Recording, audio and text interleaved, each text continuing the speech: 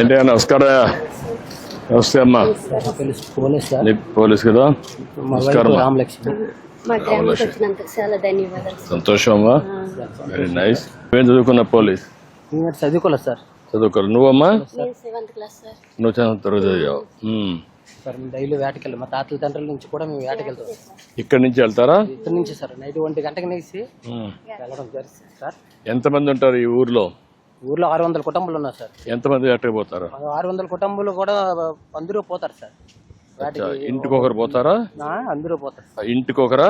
ఇంటికి ఒకరు, 2, 3 ఉంటారు సార్. 2, 3 కూడా ఉంటారా? అవును సార్. ఈ మధ్య కాలంలో కొంచెం ఇవన్నీ పడవలు వచ్చిన తర్వాత మీకు అన్ని కమ్యూనికేషన్ పెరిగిన తర్వాత ఇంకా యాక్సిడెంట్లు ఎక్కువ అవుతున్నాయి, తగ్గాయా?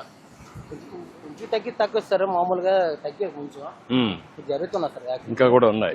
ఈ మోటార్ బోట్ల మాత్రం ఇప్పుడు ఈ టైంలో మాత్రం రప్పుకుంటారు సార్.